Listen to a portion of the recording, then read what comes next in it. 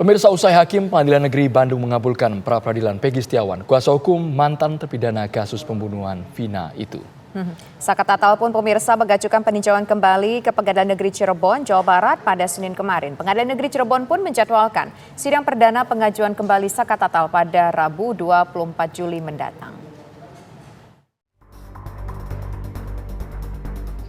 Senin 8 Juli 2024, Hakim Tunggal Pengadilan Negeri Bandung Eman Sulaiman mengabulkan permohonan pra-peradilan yang diajukan Peggy Setiawan terkait penetapan tersangka kasus pembunuhan Vina dan Eki yang terjadi 8 tahun silam.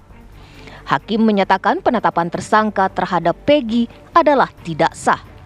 Mengadili 1. Mengabulkan permohonan pra-peradilan pemohon untuk seluruhnya. 2. Menyatakan proses penetapan tersangka kepada pemohon berdasarkan surat ketetapan nomor S/90/5 Romawi /Res 124/2024 Diskreskrimum tanggal 21 Mei 2004 atas nama Peggy Setiawan beserta surat yang berkaitan lainnya dinyatakan tidak sah dan batal demi hukum.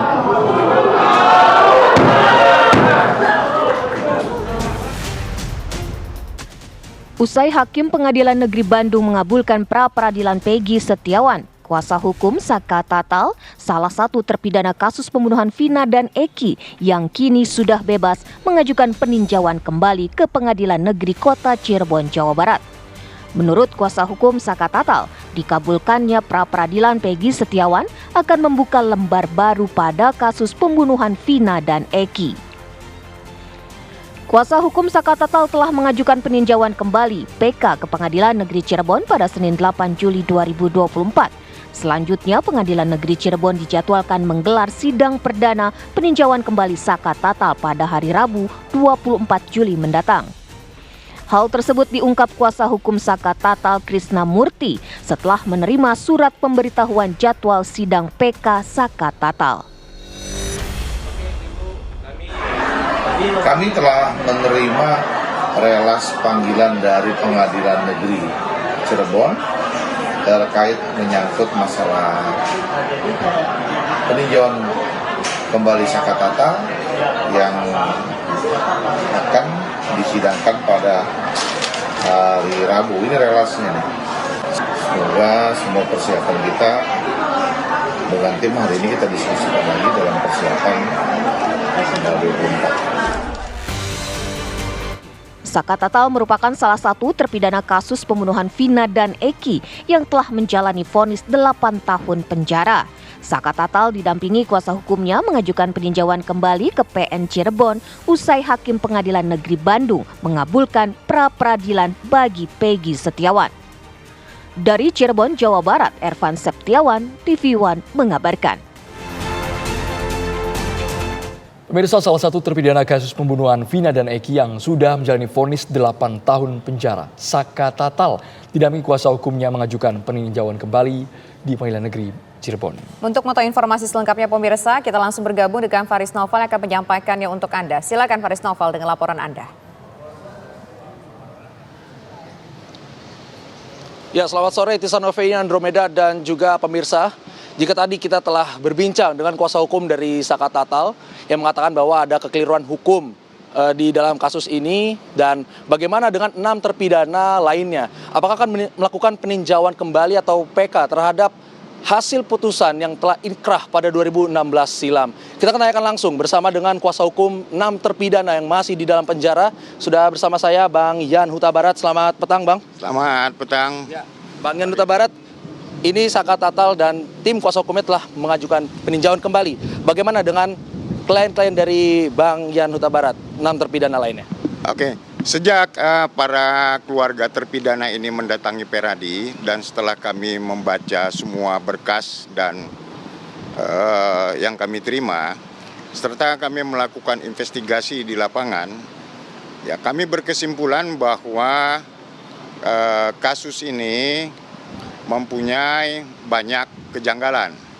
Akan tetapi kita harus pahami bahwa kasus ini sudah inkrah dan hukum Indonesia juga mempunyai cara untuk mengkoreksi putusan yang mempunyai kekuatan hukum tetap melalui PK.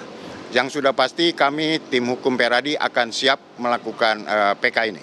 Boleh dijabarkan kejanggalan-kejanggalan ini? Banyak kejanggalan-kejanggalan, antara lain adalah mengenai masalah keberadaan 5 tersangka pada saat kejadian ini dinyatakan, yaitu pada pukul 22, dan kemudian ada kesaksian yang seolah-olah dengan jarak 100 meter lebih pada malam hari ia mampu mengidentifikasi ya para terpidana ini. Dan menanggapi statement dari kuasa hukum Saka Tatal tadi mengatakan bahwa adanya kekeliruan hukum formil. Nah, menurut Abang seperti apa? Ya, untuk masalah pra-pidana yang sudah pra-peradilan yang sudah diputuskan oleh Majelis Hakim beberapa waktu yang lalu, itu kita harus hormatin, dan itu juga bisa menjadi salah satu novum kita untuk mengajukan PK ini. Ya, jadi ada banyak sebenarnya kekeliruan dari sejak awal, namun itu kita akan sampaikan nanti di dalam memori PK kita. Apakah bebasnya Peggy Setiawan menjadi novum juga nih, Bang? Ya, udah jelas ya, kita akan gunakan itu sebagai salah satu novum. Di samping fakta-fakta lain, ya, saksi-saksi lain, dan yang jelas upaya kita untuk membuat laporan polisi atas Abdul Pasren dan anaknya Kavi serta Aib dan Dede itu juga merupakan salah satu cara kita untuk mencari novum. Baik, terima kasih Bang Yan Huta Barat atas informasinya dan juga waktunya. Semoga lancar Bang laporan peninjauan kembalinya. Yaitu dia Andro, Tisa dan juga pemirsa. Memang ada rencana dari tim kuasa hukum dari Peradi ya Bang, 6 terpidana yang masih berada dalam penjara untuk mengajukan peninjauan kembali atas putusan yang telah inkrah pada 2016 silam. Kembali ke Andro dan Tisa di studio. Faris Naufal mengabarkan langsung dari Cirebon, Jawa Barat. Terima kasih.